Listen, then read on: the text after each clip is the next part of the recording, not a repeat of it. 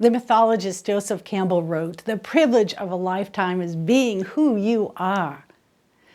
Understanding who you are, though, and how to live your best life can be a mystery. Hi, I'm Megan McDonough. I'm the CEO of Wholebeing Institute. You know, a well-lived life of happiness, meaning, fulfillment, and vibrancy is what we all want. Our deepest desire is to live a life that matters and is worthwhile. I know this feeling of trying to live well. Long before I co-founded Wholebeing Institute, I was trained in nuclear medicine. I was taught how to image the blood flow to the heart to see how much damage a heart attack caused, but really not how to engage the heart fully and lovingly. I learned to take pictures of the brain to see what was going wrong, but not how to harness the power of focused thinking to notice what was going right. Traditional healthcare is really good at diagnosing disease. It's not so good at diagnosing happiness. It aims for a neutral point because, hey, listen, if you're not sick, well, you're well enough. That, my friend, is hardly an aspirational goal. When I started my professional career some 30 years ago, I wanted more. Like you, like I guess everyone, I wanted the most fulfilling life possible, to aim really high. And it took me way too long to understand how to consistently move towards my highest and best. To thrive and to pull myself up when I wasn't thriving. Life is short enough. Let us not waste time trying to figure it out on our own.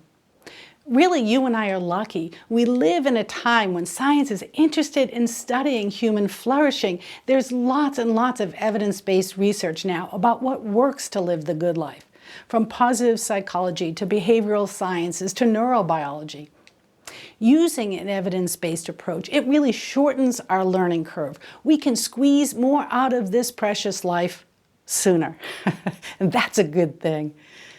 That's exactly why Wholebeing Institute exists, to gather the relevant science into a cohesive, integrated, whole-person framework for well-being, which, by the way, is how the word whole-being came about. It's a mashup of two phrases, whole person and well-being.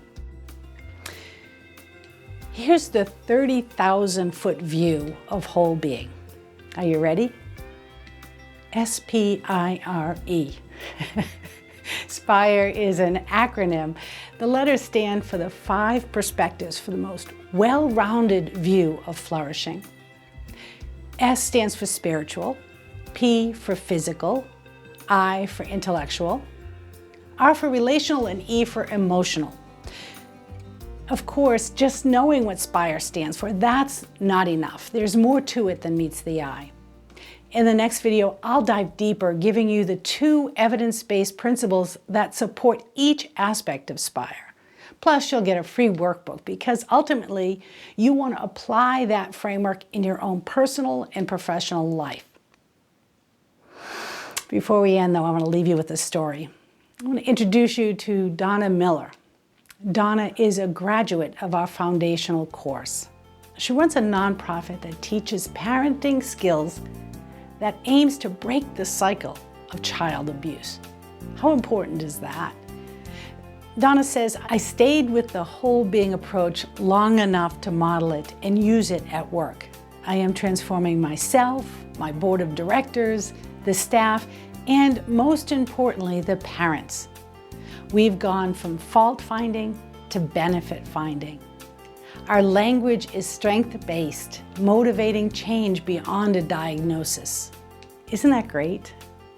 Can you imagine what a new positive approach would look like for yourself, in your work, at home, and with your family?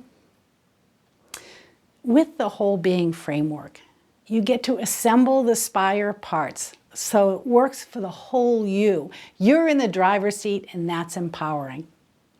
So come along, join me for more.